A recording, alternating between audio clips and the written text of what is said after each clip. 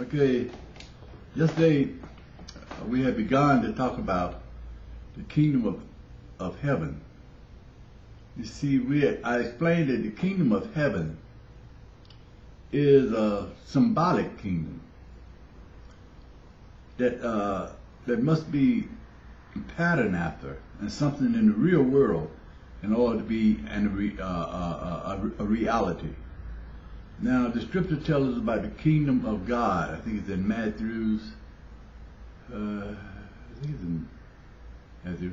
But what Jesus told the Pharisees, say, first seek you the kingdom of God and His righteousness. So you see, the kingdom of God is patterned after the kingdom of heaven. The kingdom of heaven is I say symbolic, but that's the best term I can use.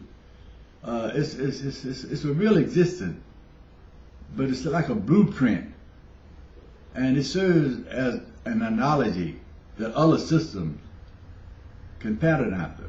And the kingdom of God is patterned after the kingdom of heaven. Kingdom of heaven. Kingdom of God is patterned after the kingdom of heaven. But the kingdom of God is composed of laws of righteousness. That's why Jesus said, seek first the kingdom of God and His righteousness. So in order for the conscious mind, we're talking about the conscious mind is the kingdom of the conscious mind. Each one of our conscious mind is a kingdom. You see, but in order for that conscious mind to be converted into the kingdom of heaven, we have to know the functioning of the conscious mind. And we have to bring about, Jesus said it in Luke 17:21, when He asked about the kingdom of heaven, Jesus said the kingdom of heaven is within you. You know, so the only obvious place that he meant that the kingdom was in us is in our conscious mind. You know, but we have got to adopt the righteous laws of the kingdom of God, you see, within our conscious mind, in order for our conscious mind to be converted, begin to be converted into the kingdom of heaven. And yesterday we talked about see, John, while he was in the spirit, he saw some of the characters that exist in the kingdom of heaven. We have those same characters in our mind, our conscious mind. We just haven't recognized them. So we talked about the four beasts, and yesterday, and the function of the four beasts.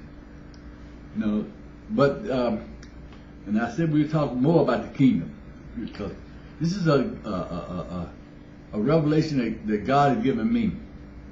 And before I go into that, I'll talk about this revelation. You see, when you're circumcised, you know, we talk about women playing a role in the kingdom coming, the end of this dispensation of time and the beginning of the next, and homosexuals having a role, all sexes have a role. Well, see, you got people who are not joined as one with a woman. And I really believe that these are the people who are in your mental institution, and they scatter all over the world. The Bible said it'd be 144,000, 12,000 from each tribe. And I think these are your schizophrenia. You know, people like that who being tormented by some other level. They're on a different level because they say they hear voices and stuff. You know, and these are the people that God has saved out so they can be able to serve the Lamb, which is an ideal that God made all things. They're the only one who can sing that song, as is mentioned in Revelation.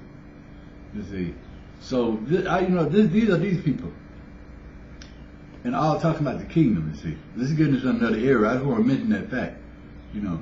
But yesterday we were talking about the four beasts, you know, and how the function of the conscious mind is patterned after the kingdom of heaven. We have those four fundamental forces, mental forces in our mind that are analogical of the four beasts, with a kingdom that is the universe made up of stars and other heavenly bodies out there. See, it's a kingdom too. And you have those four fundamental forces there, four beasts. You have the strong nuclear force. You have, well, first of all, you have the electromagnetism force. You know, a force of electromagnetism. And then you have the strong nuclear force, and you have the weak nuclear force, and you have the force of gravity. And they function the same, have the same demeanor There's those four beasts, you see. Because you look at the electromagnetic force, it's a conqueror. You look in your science book and they tell you that the electromagnetic force is, they hold those positive and negative charges together, conquer them, And then you have the weak nuclear force who are able to disseminate neutrons into protons, and you can assimilate protons into neutrons. It serves as that beast that has a sword. It can disseminate and assimilate, take war between the particles. And then you have the strong nuclear force that holds things together. It holds the proton and the electrons into an atom, It's able to judge what proton to go with this electron and all this, make judgment about things. And then you have the, that's the beast with the man, the faith of man, the balance, see? And then this is the universe, the kingdom of the universe. And then you have the force of gravity.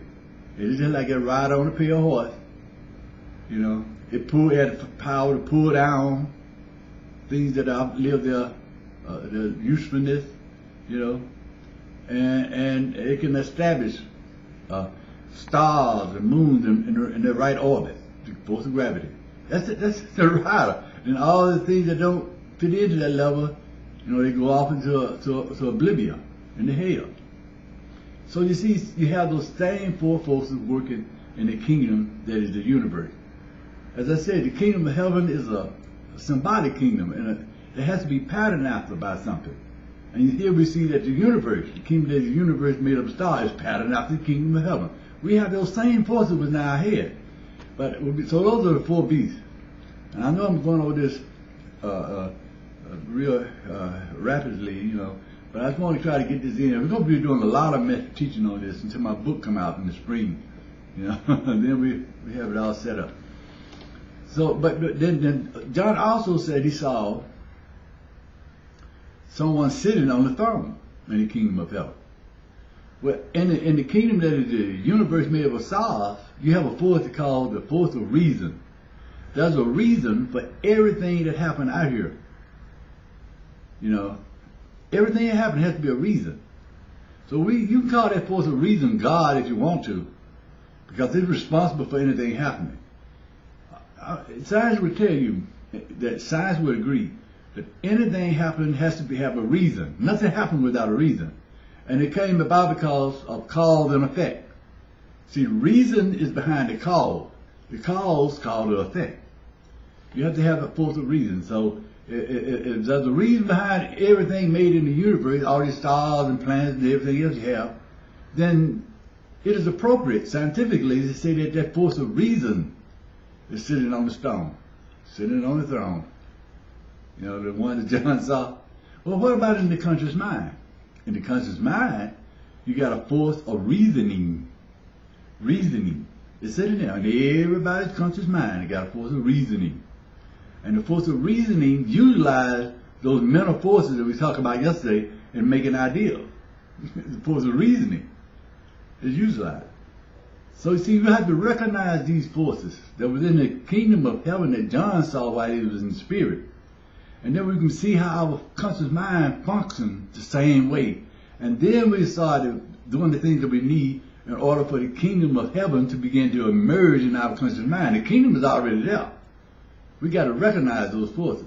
And we can do that by recognizing that the kingdom that is the universe is also patterned after the kingdom of heaven. And we can borrow from our knowledge of knowing what that is all about and try to help us understand the functioning of our conscious mind. Because it's functioning the same way. Same way. You got the force of reason sitting on the throne. You got a force of, the universe made up of stars and other heavenly bodies. And you got the force of reasoning sitting on the throne in each one of our conscious mind. Reasoning. And reasoning use those other characters to bring about the job they want to get done, just like the force of reason use those other characters, the four fundamental forces. There has to be a reason for positive and negative charges to join together to form an atom. There has to be a reason.